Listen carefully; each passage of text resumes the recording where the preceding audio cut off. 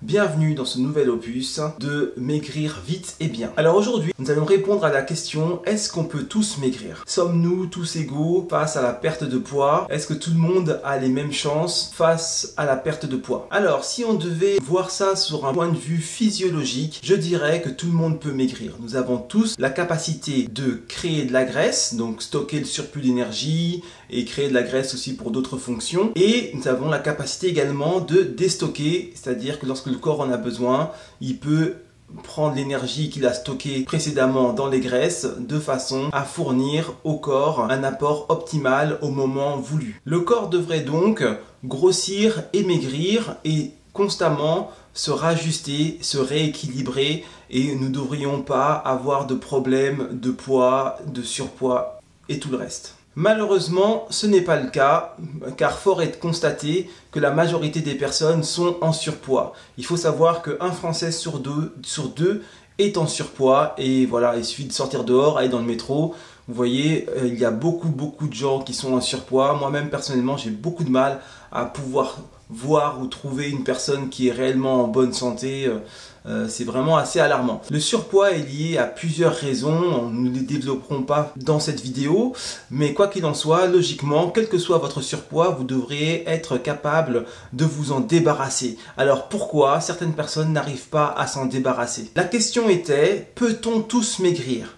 Par rapport à cette vidéo, je vais m'axer sur un point précis. Alors, déjà, il faut savoir qu'il y a une différence entre souhaiter et vouloir. C'est deux choses différentes. Effectivement, nous pouvons tous maigrir, mais parmi nous, il y a des personnes qui souhaitent maigrir et malheureusement, ces personnes ne veulent pas forcément maigrir. Il y a une nuance. Ce qui signifie que effectivement, tout le monde ne peut pas maigrir parce que tout le monde ne veut pas maigrir. Les personnes qui souhaitent maigrir, mais qui au fond ne veulent pas maigrir, ne parviennent pas à perdre du poids, tout simplement parce qu'ils n'ont pas encore décidé. Je vais vous donner un exemple.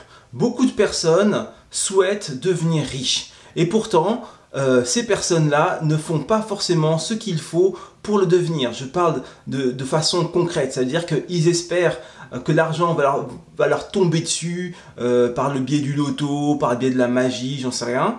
Mais par contre, ils ne vont pas fournir le travail qui va les emmener vers la richesse. Donc ces personnes souhaitent devenir riches, mais quelque part ne veulent pas devenir riches, car s'ils le désiraient réellement, ils mettraient tout en œuvre, ils se mettraient à échafauder des plans, ils changeraient leur façon de vivre, ils commenceraient à voir la vie différemment, de façon à aller vers cette richesse qu'ils convoitent.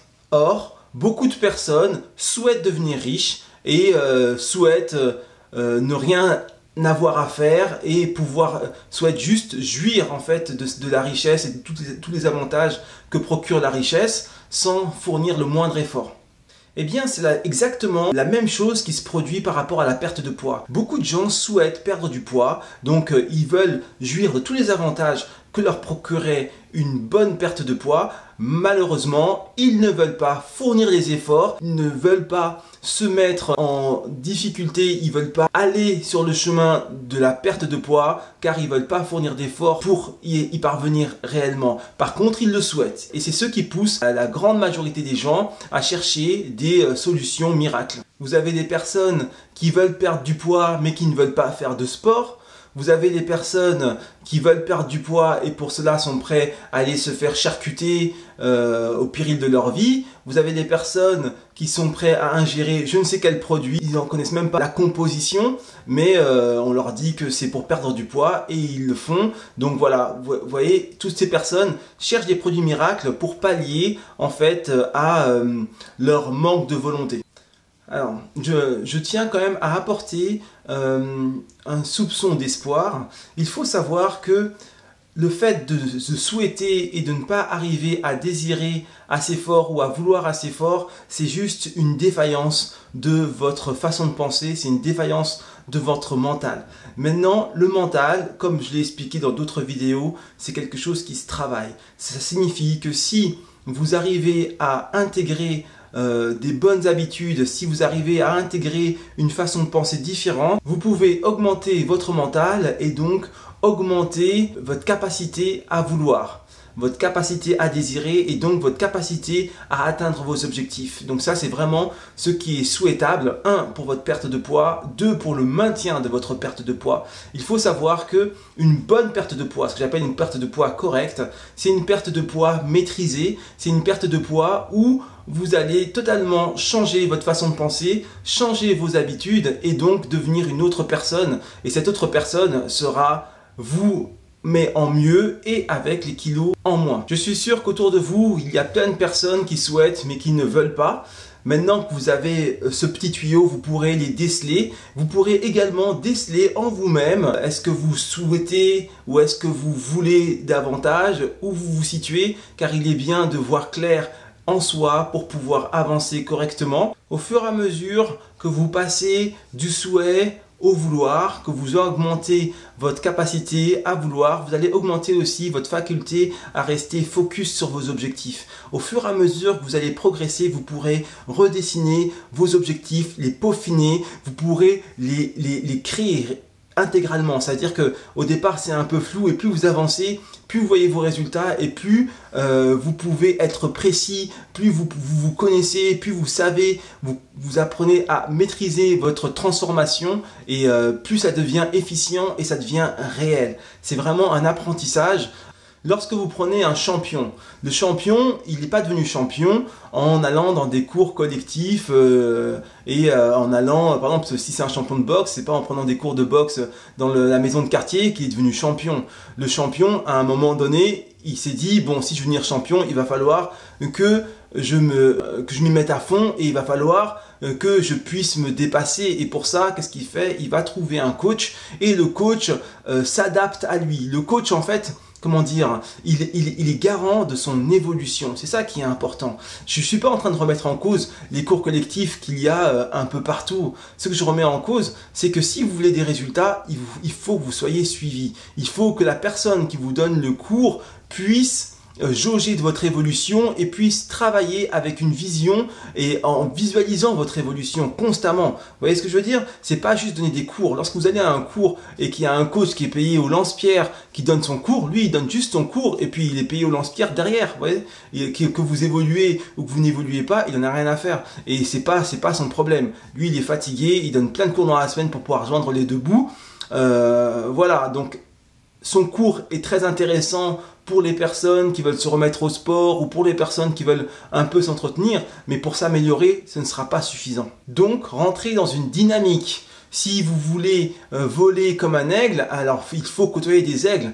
Vous ne pouvez pas voler comme un aigle en côtoyant des canards. Dernier petit conseil, si vous connaissez des personnes qui souhaitent, faites quand même attention, car si vous côtoyez trop des personnes qui souhaitent, vous risquez de tomber avec eux. Je veux dire qu'une personne qui souhaite, au moment où elle souhaite et qu'elle est que dans son souhait, qu'elle n'arrive pas, elle n'a pas la capacité d'aller vers le vouloir, c'est un peu comme une personne qui serait au bord de la falaise et qui désirait sauter. Donc si vous vous agrippez à une personne qui souhaite et qui n'arrive pas à avoir la capacité de vouloir, de façon concrète, c'est une personne qui peut vous faire tomber de la falaise. Donc il faut faire attention.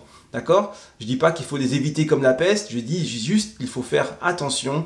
Et comme je vous ai dit, mieux vaut côtoyer des personnes qui veulent que des personnes qui souhaitent, en tout cas si on veut atteindre ses objectifs. Alors, en guise de conclusion, comme vous l'aurez compris, tout le monde ne peut pas maigrir, nous ne sommes pas tous égaux face à la perte de poids et cette inégalité vient en premier lieu de notre mental, de notre façon de penser et de notre façon à concevoir la perte de poids.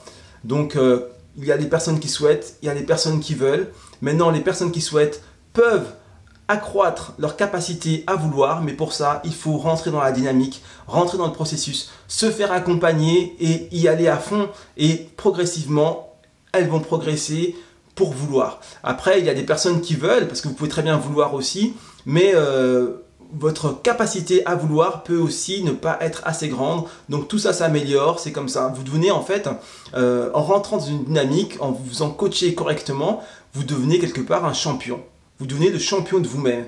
Voyez, et donc le champion de vous-même, même un champion, même quelqu'un qui est très très fort, il aura besoin de devenir encore plus fort pour atteindre des objectifs encore plus ambitieux. C'est la même chose. C'est pour ça que par exemple dans mes cours, j'ai des personnes qui ont vraiment une grande perte de poids à faire, et j'ai des personnes qui n'ont pas de poids à perdre. Parce que le but du jeu, en fait, nous sommes tous égaux face à la difficulté et chacun a ses objectifs personnels.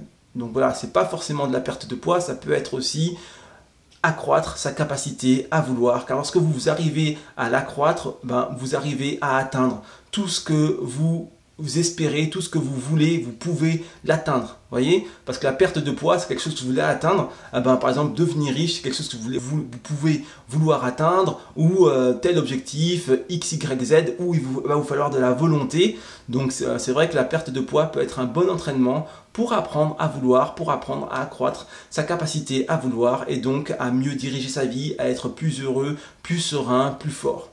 Voilà. Je vous remercie d'avoir suivi cette vidéo. Je vous dis à très vite. Bien sûr, abonnez-vous à ma chaîne YouTube. Très important pour être mis au courant de toutes mes publications. Et puis, je vous dis à très vite. Keep the vibe up. Ciao, ciao.